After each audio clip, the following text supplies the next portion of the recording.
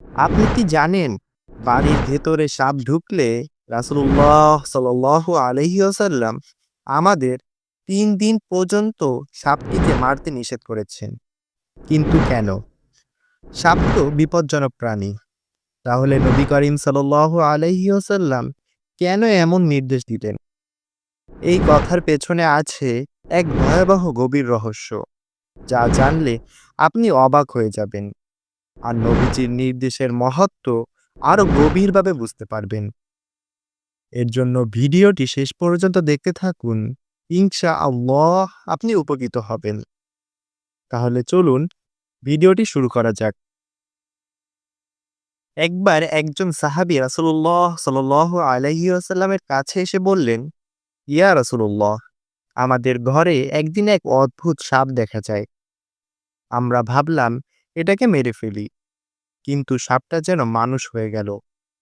রাসূলুল্লাহ সাল্লাল্লাহু আলাইহি ওয়াসাল্লাম তখন বললেন, তোমাদের ঘরে যদি কোনো সাপ দেখা যায়, তোমরা তাকে ৩ দিন সময় দাও। তাকে বলো, তুমি আল্লাহর নামে চলে যাও।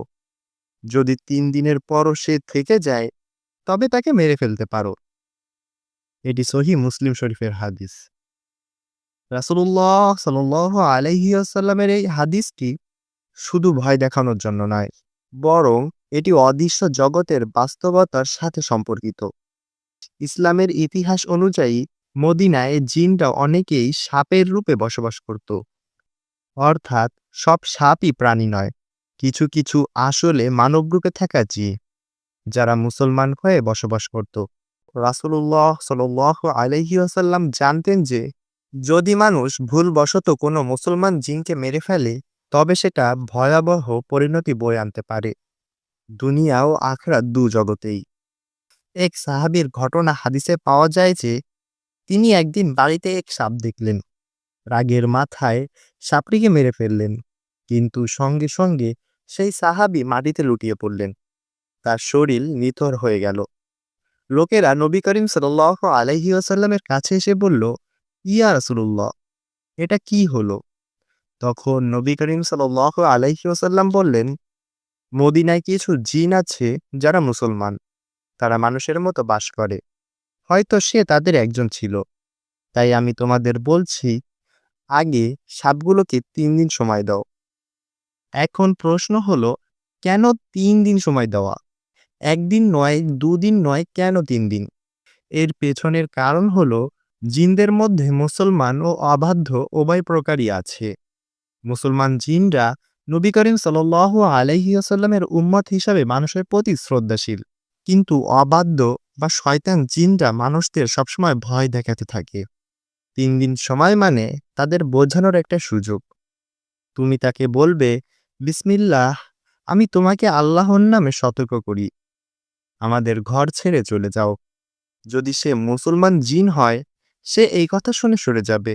আর যদি শয়তান জিন বা সাধারণ সাপ হয়, তাহলে সে ৩ দিন হয়ে যাবে, তারপরও থাকবে। তখন আমরা সাপটিকে মারতে পারবো, কারণ সে ক্ষতিকর প্রাণী। এই হাদিস আমাদের আরেকটি গুরুত্বপূর্ণ শিক্ষা দেয়, ইসলাম শুধু মানুষ নয়, প্রত্যেক সৃষ্টির অধিকার রক্ষা করে। যেমন রাসূলুল্লাহ সাল্লাল্লাহু আলাইহি ওয়াসাল্লাম বলেছেন, যে অন্যায়ভাবে একটি প্রাণীকে হত্যা করে, কিয়ামতের দিন আল্লাহ তার কাছ থেকে জবাব নিবেন। অর্থাৎ সাপও যদি নির্দোষ হয়, তাকে অকারণে হত্যা করা ইসলামে নিষেধ।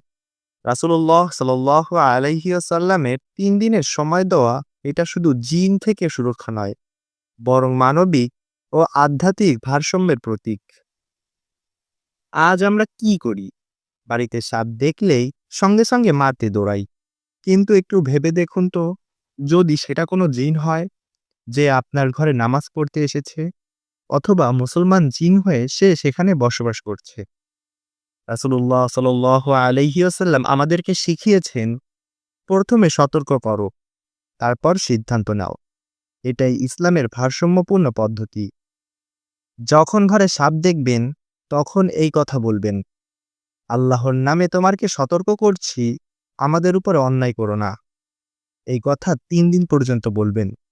যদি তাতেও না সরে, তখন ধরে নিতে পারেন এটা জিন নয়, বরং প্রকৃত সাপ। তখন তাকে মেরে ফেলা জায়েজ। এই ঘটনার ভেতর আল্লাহর এক বিশেষ রহস্য আছে। এটা আমাদের তাওহীদ, ধৈর্য ও সচেতনতার পরীক্ষা। কারণ মানুষের চোখে যা সাধারণ মনে হয়, আল্লাহর কাছে সেটা হতে পারে রহস্যময় এক পরীক্ষা। ৩ দিনের নিয়ম আমাদের মনে করিয়ে দেয়, কোনো সিদ্ধান্ত নেওয়ার আগে চিন্তা করো, বুঝে কাজ করো এবং আল্লাহর নামে শুরু করো।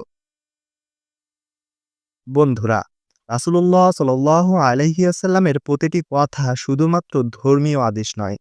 এটা হলো জ্ঞান, বিজ্ঞান ও আধ্যাত্মিকতার সংমিশ্রণ। আজ আমরা বুঝতে পারি তিনি আমাদের শুধু সাপ থেকে নয়, অদৃশ্য জগতের ক্ষতি থেকেও রক্ষা করার উপায় শিখিয়েছেন।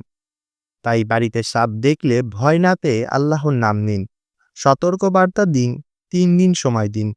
এটাই নবীজির সুন্নাহ, এটাই নিরাপদের উপায়। যে মানুষ রাসূল সাল্লাল্লাহু আলাইহি ওয়াসাল্লামের নির্দেশ মেনে চলে, আল্লাহ তাকে অদৃশ্য বিপদ থেকেও নিরাপদে রাখেন। যদি আপনি রাসূল সাল্লাল্লাহু আলাইহি ওয়াসাল্লামের এই জ্ঞানগর্ভ হাদিস থেকে কিছু শিখে থাকেন, তাহলে এই ভিডিওটি অন্যদের সাথে শেয়ার করুন। হয়তো আপনার এক শেয়ারই কাউকে অদৃশ্য বিপদ থেকে বাঁচিয়ে দেবে ইনশাআল্লাহ।